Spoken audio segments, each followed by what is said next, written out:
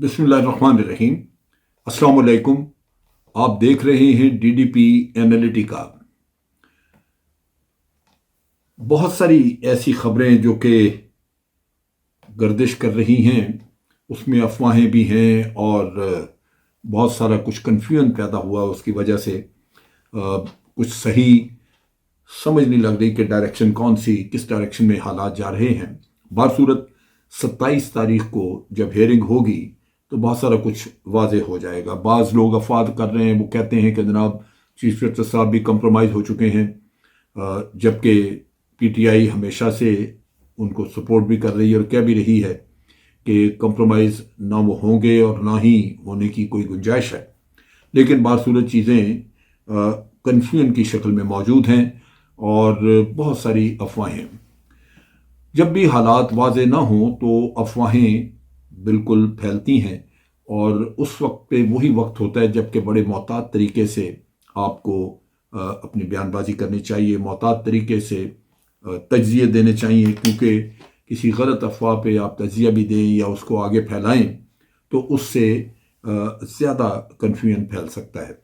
بہرصورت جو ایک اچھی ڈیولپمنٹ ہوئی ہے وہ یہ ہے کہ جو نگران حکومت ہے کے پی کے کی، انہوں نے فیصلہ کیا ہے کہ بلکہ منظوری دے دی ہے انہوں نے کہ بی آر ٹی کی جو کرپشن کی کہانی ہے اس پہ بہت ساری انگلیاں اٹھتی رہیں، اس کی انہوں نے تحقیقات کی منظوری دے دی ہے کہ وہ ایف آئی اے تحقیقات کرے۔ ایف آئی اے کے پاس ایکسپرٹیز ہے۔ ہمیشہ سے جب سے یہ بی آر ٹی پروجیکٹ چلا، ایک تو اس پہ بہت لمبا وقت لگا، دوسرا اس میں خرچ اخراجات بہت ہوئے، اور ان اخراجات کا جو تخمینہ تھا اس سے کہیں بڑھ کے خرچ ہوئے، لہذا اس پہ ہمیشہ سے انگلیاں اٹھتی رہیں اور کہا جاتا رہا کہ اس میں بہت بڑی کرپشن ہوئی ہے یا نہیں یہ تو تحقیقات بتائیں گی۔ لیکن ایک چیز واضح ہے کہ عمران خان بذات خود تو ان کے اوپر کوئی الزام نہیں، اور جھوٹ جھاٹ بول کے کوئی الزامات ادھر ادھر کے عائد کیے جاتے رہے، لیکن ان کی حقیقت نہیں تھی۔ لیکن یہ بھی وثوق سے نہیں کہا جا سکتا کہ جو ان کے ساتھی تھے وہ سارے بالکل پاک صاف تھے۔ ہمیں بہت پرانی بات نہیں، یہ پچھلے سال کی بات، پچھلے سال کی بات ہے 2020 کی، کہ آپ کو یاد ہوگا کہ شوگر سکینڈل کا قصہ چلا اور جہانگیر ترین جو کہ عمران خان کے بڑے قریبی ساتھی تھے وہ اس کرپشن میں بڑی حد تک ملوث تھے۔ اس میں عمران خان کو کریڈٹ کیا جاتا ہے کہ اتنے قریبی ساتھی ہونے کے باوجود انہوں نے اس کے ساتھ رعایت نہیں رکھی، اور نہ صرف اس کی انکوائری کرائی بلکہ اس کا کیس بھی عدالت میں بھجوایا۔ اب چونکہ ماحول کرپشن کا ہے اور ہر کوئی مطلب آپ کسی کو بھی 100% یقین سے نہیں کہہ سکتے کہ یہ شخص کرپشن میں ملوث نہیں ہے، شک سب پہ رہتا ہے، کیونکہ ہم نے اپنے معاشرے کو اس حد تک برباد کر کے رکھ دیا ہے کہ کرپشن اب کوئی بہت بڑا مسئلہ سمجھا نہیں جاتا۔ جب جہانگیر ترین کا جب یہ قصہ ہوا تھا تو اس وقت بھی آپ نے دیکھا تھا کہ 40 لوگ اس کی کرپشن کی حمایت میں پی ٹی آئی میں سے باہر نکل آئے اور اس کے ساتھ حمایتی کے طور پہ عدالت تک گئے۔ تو اس کا مطلب ہے کہ پی ٹی آئی میں بھی بہت سارے لوگ ہوں گے جو کہ کرپشن وغیرہ کرتے ہوں گے یا ملوث ہوں گے۔ میرا ہمیشہ سے یہ یقین رہا ہے کہ عمران خان اگر کرپشن کے خلاف بہت سٹرونگ قسم کے قدم لے اور واقعی پی ڈی ایم میں بیٹھے ہوئے آج جو کرپٹ مافیا ہے اس کو سزائیں دے تو بڑی اچھی بات ہے۔ اگر عمران خان کی اپنی صفوں میں کوئی کرپٹ لوگ ہیں تو ان کو آنے والی حکومت سزا دے دے گی، جو آج عمل ہمیں نظر آ رہا ہے۔ تو انہوں نے یہ کے پی کے کی گورنمنٹ نے ایف آئی اے کو کیس بھجوانے کی منظوری دی، اور ایف آئی اے اگر ایماندارانہ طریقے سے انکوائری کرے تو واضح ہو جائے گا کہ وہاں پہ کچھ کرپشن ہوئی ہے یا نہیں۔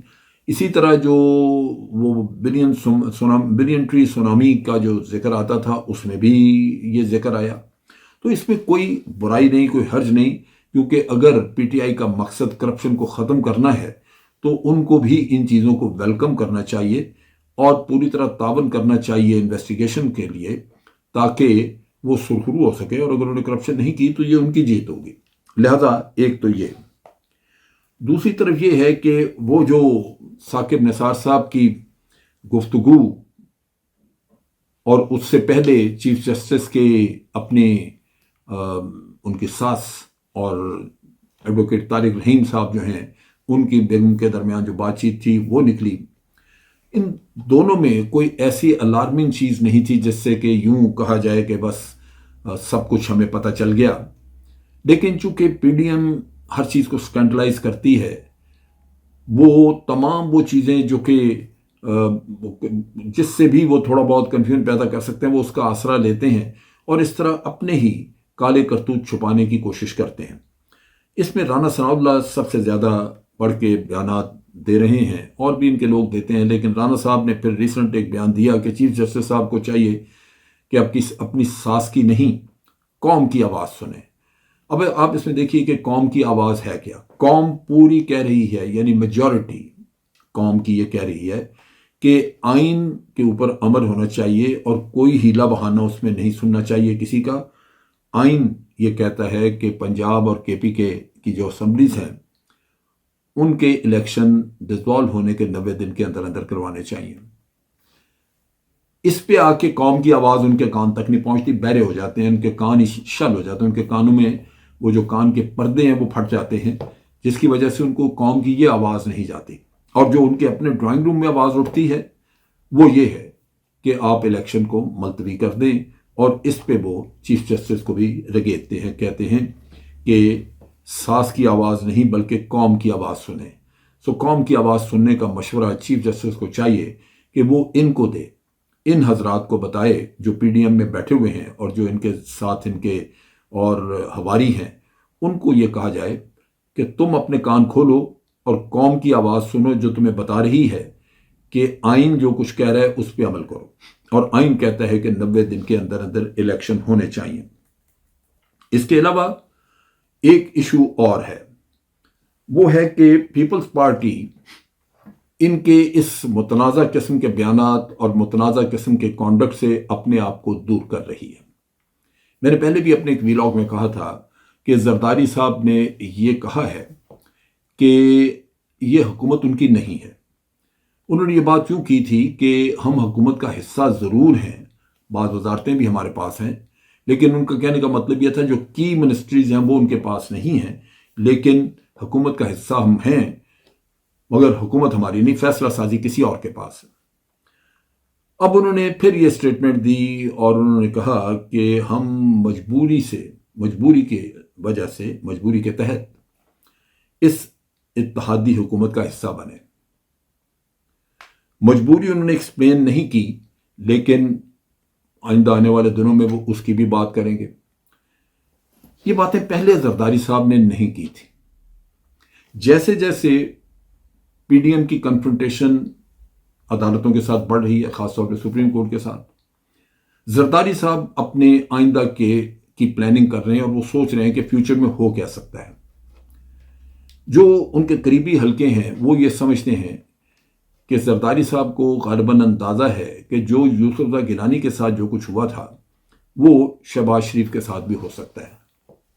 لیکن زرداری صاحب ایک اپنی پیپلز پارٹی یعنی پولیٹیکل پارٹی کے ہیڈ ہونے کی حیثیت سے ان کی کوشش یہی ہوگی کہ یہ جو سارا ملبہ گرتا ہے پی ڈی ایم کی گورنمنٹ کے اوپر، وہ کم از کم اس کے چھینٹے یا اس کا کوئی داغ ان کے کپڑوں پہ نہ ڈلے، ان کے کپڑوں پہ نہ آئے. یہ اپنے کندھوں کو اس بوجھ سے بچا کے رکھنا چاہتے ہیں. اور اس کی ایک وجہ یہ بھی ہے کہ الیکشن کے معاملے میں انہوں نے کچھ لچک بھی دکھائی ہے. وہ بات چیت بھی کرنا چاہتے ہیں پی ٹی آئی کے ساتھ، اور ان کے خیال میں الیکشن ہو بھی جانے چاہیے.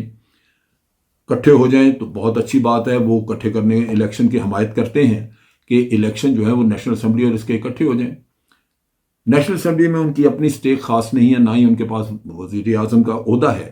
لہٰذا اگر نیشنل اسمبلی کو ڈیزالو کرنے کی بات آئے تو میرا اپنا خیال ہے کہ زرداری صاحب شاید اس طرف مائل ہوں. لیکن پی ایم ایل این ان چیزوں سے شک و شبے میں بھی ہے اور خائف بھی ہے.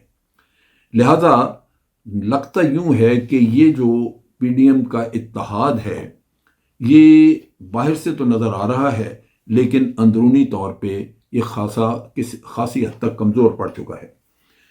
اس میں ایک طرف تو پیپلز پارٹی جو مذاکرات کے حق میں ہے، دوسری طرف پی ایم ایل این جو نیم رضامندی، مذاکرات کریں نہ کریں لیکن درمیان میں، اور ایک طرف مولانا فضل الرحمان جو کہ بڑا ایک اٹل قسم کا فیصلہ کر کے بیٹھے ہیں کہ جی ہم نے مذاکرات نہیں کرنے.